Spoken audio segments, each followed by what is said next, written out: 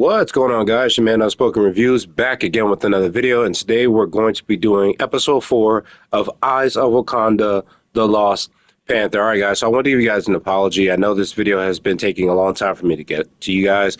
It took me a while to record it. Turns out I actually came down with some flu. Seems my kids have been going back to school. And if you guys have any kids, you know what that's like. They go out, get sick, and then they come back and bring you something, and they get to, share the experience with everyone. So I had a bit of a sore throat, so I haven't been able to do any recording for the last couple of days. So I took some time to heal up, and I'm really ready to get back into it. All right, if you guys are keeping an eye on the channel, you also see I did do the release for my Tomb Raider video, at least part 1. It's going to be up on the channel, so you guys can check that out as well. And I am going to be doing my final review of this episode. I'm also going to be touching on Marvel Zombies, but I'm going to be doing that as a series review as opposed to a whole episode by episode review. All right, guys, with this episode, it did do a nice wrap up of the series. All right, I will say I didn't think that it was an amazing wrap up, but it did do a great job of putting everything in a little box and then tying it up with a nice little bow, showing how events of this series actually impact the overall MCU and opens up some different doors to what we could experience after the Marvel or the MCU does reboot in the next couple years. All right, guys, so the episode does pick up with 2 new characters that we do meet that are also war dogs with Wakanda, and that's Prince Tafari and Kuda. As what we see from this series, it seems Tafari is actually one of the sons of the Black Panther, and he is actually the 3rd son, which means that he is not in position to take the mantle of Black Panther. That actually goes to his eldest brother, who we don't get to meet any of these characters, but we do understand that Prince Tafari does see himself as a character, much like Bosch, who really wants to make his mark in history. He doesn't want to just be known as another war dog or just known as the brother of the king. He really wants to sculpt out his own type of future and his own history, which I definitely do understand that. You definitely want to make your own mark in history. You don't want to be living someone else's history. That really does kind of suck. So I do understand his character. However, this does make him reckless, but he does have some moments where he does shine. The next character we do meet is Kuda, who is also a much more experienced war dog. He is the one that is overseeing Tafari. He's bringing him along on a training basis so that he can see how he operates as long as he follows orders correctly. And the man does have an extensive history as a war dog. It seems that he has defeated some type of pirate known as Ban Peas. We don't exactly get to see who this character is, but we do know that just from the way they talk about Kuda, or the way Tafari talks about Kuda, is that he has a real extensive history as a war dog and has made his mark in the history of Wakanda. And this kind of fuels Tafari to really want to stand out, although Kuda does not like that. This makes Tafari reckless, and he does actually go off on his own to accomplish the mission when Kuda believes that it is impossible. It seems that these events are taking place in Ethiopia as the Europeans are trying to take the country from the Ethiopians. They're trying to steal it from them. And it's interesting as this is going on. He also says that Wakanda stays out of all of the other world's war and politics as they are above those issues. And this kind of thinking does come back to haunt them. And we'll see that as we go forward with the episode. All right, guys, so Tafari does go off on his own and does manage to get the artifact that they are there to take. And this actually turns out to be the same spear we saw from episode 1, and it's the same spear from the first Black Panther film that Killmonger does end up taking to get the attention of the Wakandans.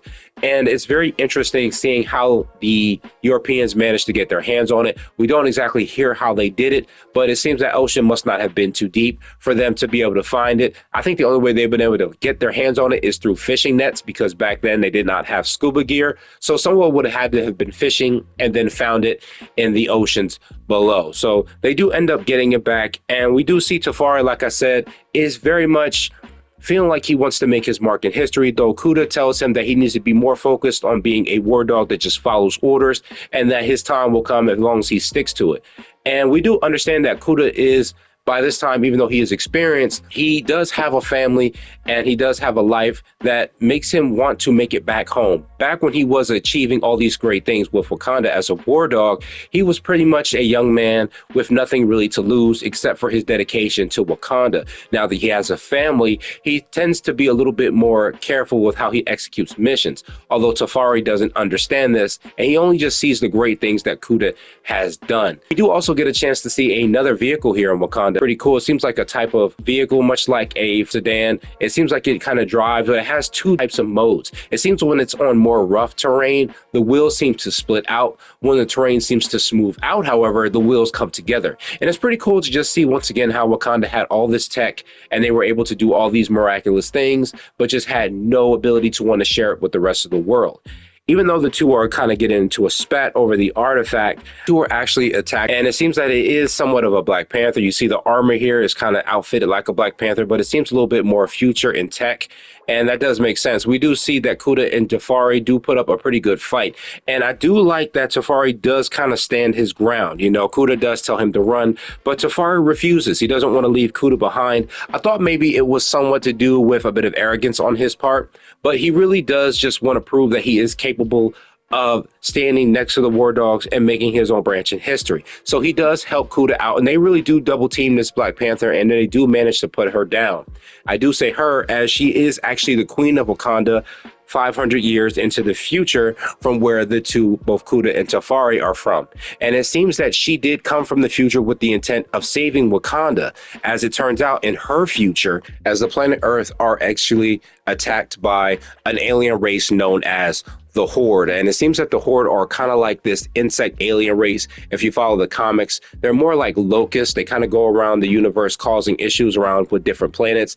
And it seems that in this timeline of 500 years in the future, they set their eyes on Earth. And it seems that Wakanda actually at this time were pretty much still in their ignorant phase and their selfish phase, and they weren't doing anything to help the rest of the world. It turns out that they kind of tried to do their own thing and let the rest of the world deal with the Horde, which I think is completely stupid in my opinion, as we see Wakanda before the Black Panther film were very arrogant and they thought they could handle everything and didn't need the help of the rest of the world and didn't want to get involved in the rest of the world's politics or war, which I think is completely stupid because anything that affects one nation is bound to affect the other. I thought maybe Wakanda would sometime understand that, but they never do. And it seems that the Horde does go around the world and they manage to take over most of Earth and kill off most of the population.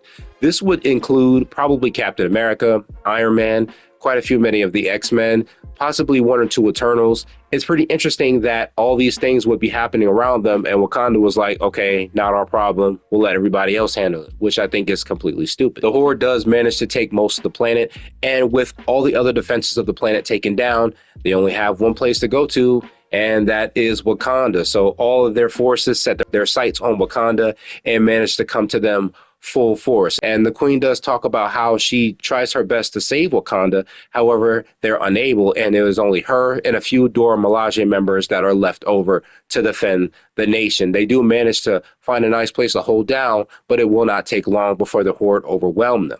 To that end, she came up with the idea of taking her technology and using a quantum breaker in order to travel into the past and find the item that is the branch point as to why the Horde come to Earth and destroy it the way they do. Now, this is pretty interesting, as the quantum tunnel is the same type of tech. And this is very interesting, as she does have access to this quantum tunnel. How did she manage to get her hands on it? Because the quantum technology is something that is controlled by Ant-Man. We do see the quantum tunnel quite a few times in the MCU, Avengers Endgame, as they used it to travel throughout time to collect the Infinity Stones. And I kind of find it interesting that Wakanda would have access to that tech, because if they're not sharing the Wakanda tech, how did they get their hands on the quantum tech? Kind of makes me wonder, did Pym or someone in his bloodline or in the tech line manage to take it and disperse it to the rest of the world so people could travel through time? If not, that would mean Wakanda did in fact steal that tech. If they stole it, I find that kind of interesting that they would do something like that when they don't like anyone else taking vibranium. However, she does use the quantum tunnel to go back in time, and she realizes that axe weapon that was used in episode 1 is the point that will control the overall narrative of what happens throughout the timeline. Let me explain it to you. As she did go through the quantum tunnel, she did visit each event in each episode. So in episode 1, 2, and 3, she was actually traveling through those different timelines and watching the events unfold, trying to find the particular moment that would affect Wakanda's future. And it turns out the spear is that object, as this object is something that a certain prince of Wakanda is supposed to get his hands on, which will set off a chain of events to teach Wakanda to help other nations. And if you guys understand what I'm talking about, that comes from the first Black Panther movie, as Eric Killmonger does manage to find the spear alongside Ulysses Claw, which sets off the events of how T'Challa decides to help the rest of the world with vibranium tech. And I like how she tries her best to explain this to him. But you know, Kuda, he's very much dedicated to Wakanda's law and says in order to do this, they have to touch up with the council. But she tells them that that will take too long and they have to take the spear and return it back to where they got it from so that Killmonger can find it in the future. However, he does not believe this. Safari asks her to tell them one thing that they do know from the future that the two of them do not know. And in order to gain their trust, she does tell Tafari that his mother is pregnant with the fourth child. But before she can explain any further, she does vanish and then return back to the future. Tafari, however, does conclude this with Kuda as she is in fact pregnant and that only the family knows that she is and that they have to return it.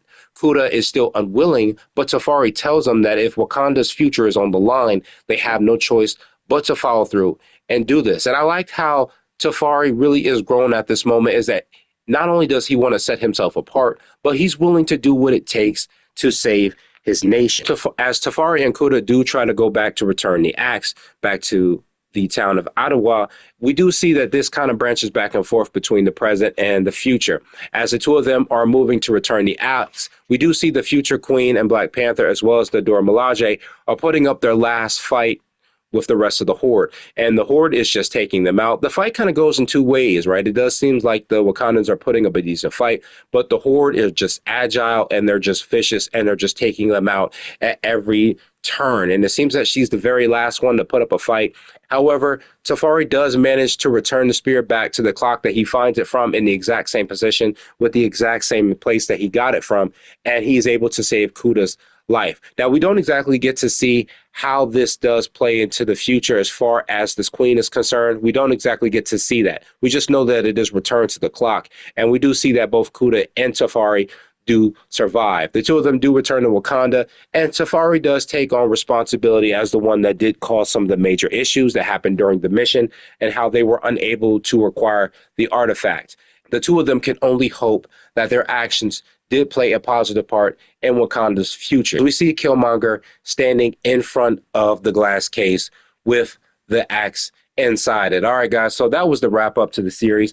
I gotta say, like I said, it wasn't an amazing series. It did do a great job of wrapping everything up properly and putting it in a way that you understand that these events have a powerful impact on the overall MCU. And I really do hope that Marvel does take what they've done with this and apply it to the reboot, as we get to see more from the Iron Fist. We get to see more from the Greek gods as well as Hercules. We did see some of Hercules in Thor: Love and Thunder, but we know that movie was horrifying. So I just hope they can do something better with it. But it was pretty good just seeing this series kind of go through the overall history and past of the MCU. I know we got a little bit of that with the Eternals, and we've seen it here and there with the MCU overall. I'm just kind of glad that this did a little bit more to help us understand Wakanda and help us understand how their actions and the way they move have thoroughly impacted the rest of the MCU in both positive and negative ways. All right, guys, so that was my review of the series. It was a nice little wrap up. I did enjoy the series. I thought it was pretty good how it all came together, and even showed that even though Eric Killmonger's actions were very vicious and very selfish, still had a very detrimental impact on the history of the MCU and the way that Wakanda was able to have more of a positive impact on the world. And I'm kind of glad that it kind of put his character in much more of a greater light. All right, guys, so I'm very excited to see what we get from Marvel Zombies. Like I said, told you guys in the beginning of the video, I am going to be doing a series review of that, not an episode by episode. I'm just way too busy with other things I got going on.